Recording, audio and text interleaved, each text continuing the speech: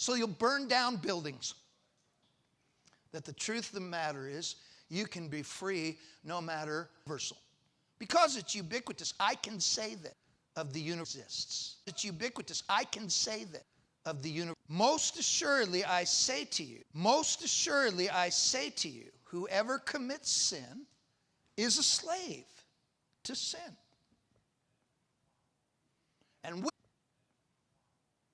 And we boldly declare that we are free to do whatever we want.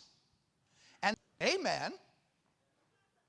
But beyond the obvious, the truth of the matter is, it runs much deeper than that. When you enter into sin, you enter into slavery, and this is obvious. It's evident the way it plays. The racist is a slave to hate.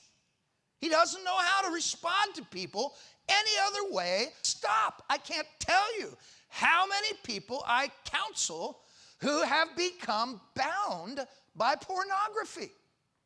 Because once you start watching it, it creates endorphins and you become like a drug addict. You become a slave. Work 80, 90, 100 hours a week to get rich. It all starts feeling like freedom.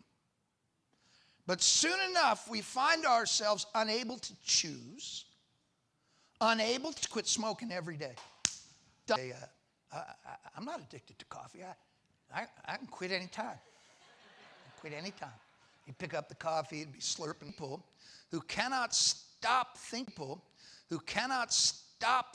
in ways that they are slaves to perversion. What started out a choice, those around you are destroyed by what you're calling freedom. Kingdom only through the narrow gate.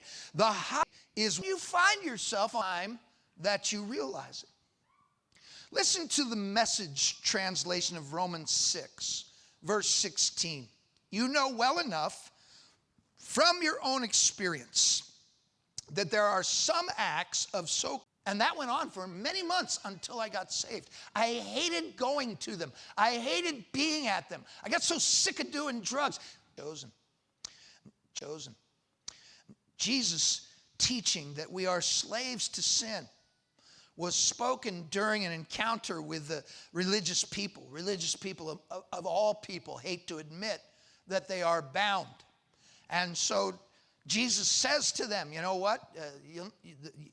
You're slaves to sin. And the response from the religious people in verse 31 of John 8 is, and the truth will set you free. They answered him, we are Abraham's descendants and have never been slaves of anyone. How can you say that we shall be set free?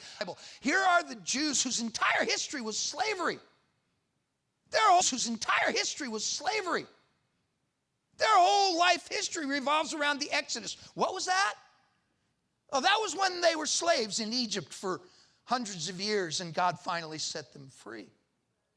Well, now we're post-Babylon saying, we're not slaves. We've never been slaves. That what that is what we do ourselves. I can quit any time. I'm not, you can't fool me. I had a friend who was a homosexual who got saved, and he said, whatever you do, don't ever let them tell you they're gay. Because they're not. They're not gay. Why is everybody so quiet? Idea that homosexuality is people exercising their it has to do with bondage. It has to do with being trapped in a sin, in a strength, but being trapped in a sin, but I won't. Because it's not about that. It's about all of us. It's about the issue of sin. And there's more at stake than losing your freedom. Romans 6:16 in the NIV and most of the other translations, the Message says, well, you destroy freedom to obey him as slaves. You destroy freedom to obey him as slaves. You are slaves to the one whom you obey, whether you are slaves to sin, which leads to death, or to obedience. death, or to obedience, which leads to righteousness. Leads to death. It doesn't just lead to bondage, it leads to death. The slavery of sin is destructive. It kills you an inch at a time, involving death. Understand that from 72 billion, 0.72 billion, that's 25% of the world's population, we have murdered them. That has nothing to do with fetal tissue. It has to do with human life. It has to do with the murder. That's how many babies have been murdered in their mother's womb or halfway out of their mother's womb. That is freedom, according to this generation. What did it produce? Death on a massive scale. Death on a scale that is, for most of us, beyond comprehending. We can't even get drug-induced fatalities in America. And we're talking about street drugs. We're not even talking about prescription medicines that kill people all the time. We're talking about street drugs. And from 1990 to today, 20,000 a year to 70,000 a year. 20,000 a year to 70,000 a year. Since the year 2000, seems to produce a lot of death. 95,000 people died. 95,000 people died.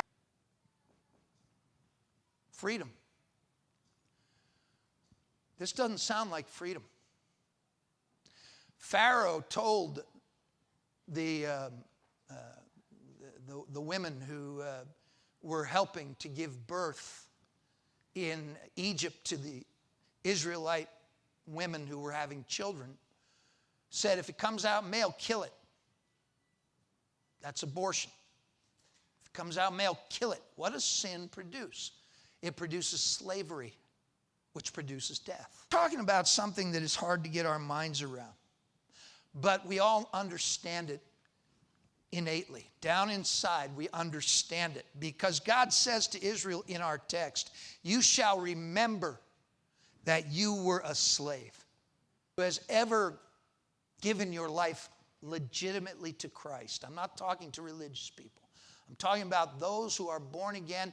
You have a remembrance of your slavery. You know what it was like. Life. Unable to set it straight. Unable to pull it out of the downward spiral that you had given yourself to freely. Not really, because sin was already at work in you. But it produced tighter and tighter bondage until you simply, and at that point, you began to understand what it was like to be truly free. And we're going to get to that in just a moment. But before we do, I want to think about the road to freedom, because our text gives us a picture of a road to freedom that we never would have thought of. And yet it's not. This is a vivid picture of a slave.